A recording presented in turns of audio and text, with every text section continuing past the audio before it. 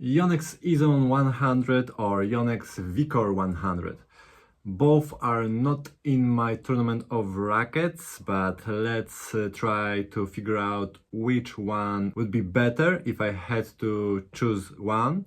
Which one is more control-oriented, which one has more feel, more spin, more stability, more potential for grinders like me or like you. Did Murray pick the right tweener racket? Funny thing is that I already tested those two rackets maybe like 1 year ago, so that's how far behind I am with my content. Yeah, let's just do it, do it now.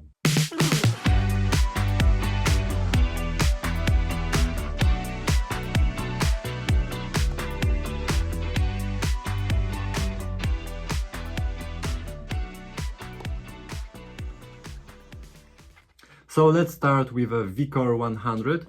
Vcore line is a spin-oriented line, where the Ezone line is the power-oriented line. And I would say, yes, this can be felt when you play with the rackets. Vcore is definitely more muted, more spin-friendly, and has a bit softer feel with better touch. Ezone is like a rocket launcher. It's very stable in stock form.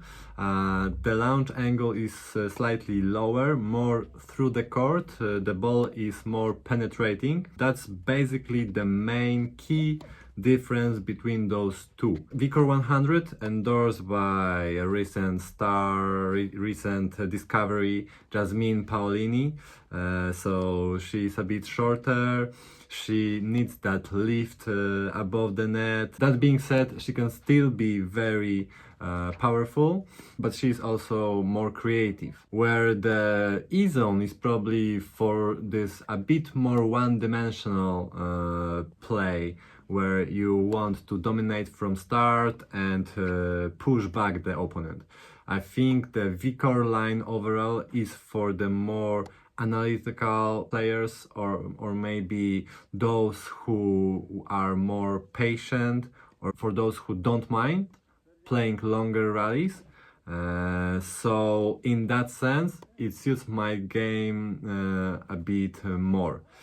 With the Ezone 100 and Ezone line in general, I feel like I'm not getting enough winners to compensate the slightly less amount of control I've got from the frame. That being said, the stability is amazing in stock form with the Ezone, so I can see why many professionals could prefer it over actually maybe anything else.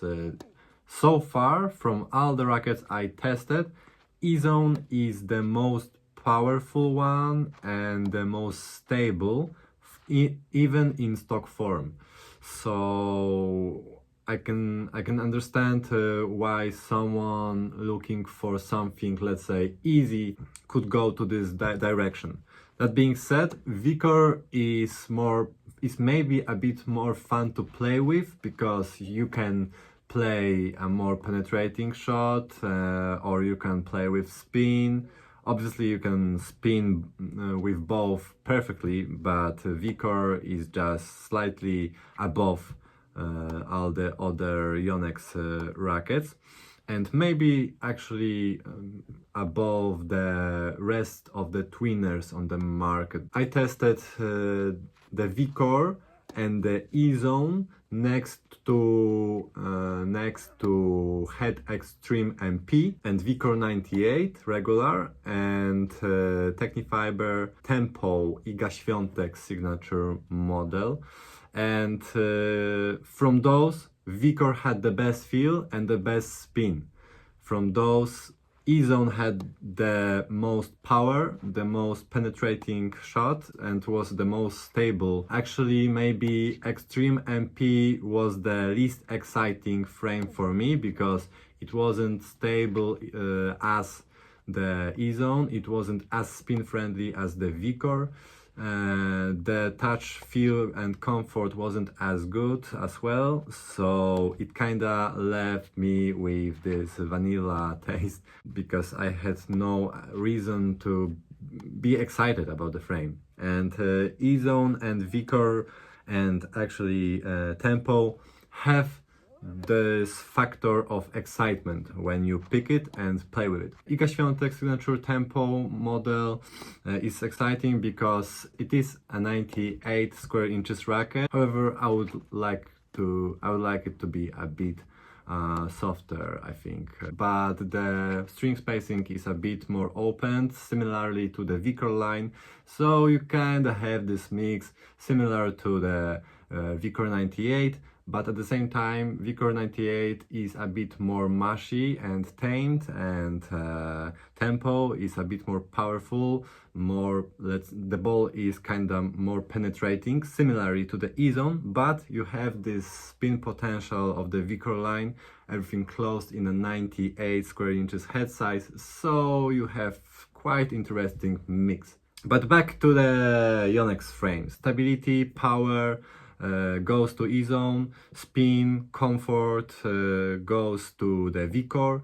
Vcore is maybe a bit better at half volleys and those little small games. You feel the twist wave of the Ezone. Ezone feels a bit more bulky, a bit more heavy in stock form. So that's also why I probably play better half volleys and those little small games that needs touch and feel with the Vcore, so it doesn't feel as big in hands. And for someone coming from a 95 head size, you can feel a jump, especially that Yonex Vcore and Ezone have this very specific isometric head shape, so this enhances this bulky feeling even more, I would say. So even though I said Vcore is for those more creative players that want to play with shape and pace, or be a tactician, let's call it that way. The head size itself has big power potential. So, you know, Rybakina plays a big game, right? Big strokes, big serves. So it's not like you can't play with it. But when you compare it to the Ezone, Ezone is just step above in power potential and has better court penetrating abilities. Let's play this game and imagine why Murray picked the Ezone. Because first of all, it's so exciting to watch his progress now, because he made probably the biggest jump in rackets from a total control-oriented frame to the total power-oriented frame. And there is a trap hidden in playing such, let's say, forgiving, easy to play frames. They can make you a bit lazy. Everything in tennis starts with legs. So if you don't place yourself good enough and in professional tennis perfect enough, then you're in trouble anyway. If you change the racket to, let's say, more forgiving, more user-friendly or whatever, you have to keep in mind that you have to work a lot on your movement and footwork. So that's maybe why I played a bit better with the 95 or control-oriented 98s. They give me a bit better picture of where is my game and what I have to do to improve. With the Ezone and 100 square inches rackets in general, I would probably lose a bit of this grit that you need in order to perform well, I think. Yeah, there is a hidden trap. You might play better at first session, second session, but week after week you might decline actually, because there is this mindset that you pick the racket so it is easier for you. It's not always the case. But yeah, Vcore 100, I would say, is a more miracle stick where even if you're a bit worse, you can still perform slightly above your average. On Roland Garros, we witnessed this with Jasmine Paolini reaching the finals of the Grand Slam out of nowhere, and Thomas Mahach almost winning versus Daniil Medvedev. That was a very tight match, great match. So you can see where I'm going. From Speed MP, Extreme MP, Ezone 100, Vcore 100, I would choose Vcore 100 because the transition and the play style and how I build the point would be the smallest jump. I didn't pick it for my tournament of rackets because still I feel like I get a bit better results with Vcore 98, or maybe in my hands it feels just more natural to play with. That's why we all tennis nerds are shocked how did it happen. Murray picks such a big frame with such a change in performance and feel, and maybe feel would be my biggest concern with such switch. So yeah, that is exciting and also shows how desperate Murray is to change something, to change his patterns, to change his vision of how he wants to play. I'm very interested to see how it will go, because it will prove that you can shape your game all the time, or maybe you are born with certain skill sets and abilities, or you get used to some specific game styles, play styles, and there's nothing much you can do about it. You can just enhance it and work on it, build something on it. And what Murray is trying to do is delete everything and build something from scratch. If he managed to do it on a professional level, it would be a total game changer in tennis world and how tennis professionals can develop their games. That is very exciting. Let's see. Murray is a great player. He's probably in my top 3 of best players ever, and I look up to him because I see him as a grinder, and I kinda see myself as a grinder when I compete. That's how I found myself winning more. So I kinda started investing in this area of play style and mindset. Of course, it doesn't mean you're locked in and everything else doesn't matter. As a tennis player, you have to explore everything. You just need to be aware of what you need and what you can do, what you can't do. Work around those things you can't improve or you find it hard to improve.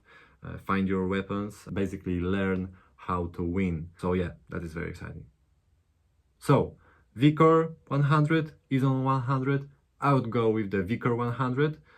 More spin, more comfort, more feel, faster and easier to use. But Ezone is very interesting, and I would say that actually I would pick Ezone 100 over Ezone 98, just because I understand this frame a bit better. It doesn't surprise me as much as the Ezone 98 can sometimes. So to some extent I can understand why Murray picked Ezone 100 over Ezone 98, because the switch wouldn't be big enough and he would implement more unforced errors to his game without that much more power in his game, forcing opponents to make more mistakes. I think this trade makes more sense for someone, for him and for me as well. Yep, next probably will be Percept 97 or Prestige MP, or maybe Percept 100D, picking my missing puzzle, last spot in my tournament of rackets. Potential switch. Let's see. Thanks for watching, subscribe, and see you soon.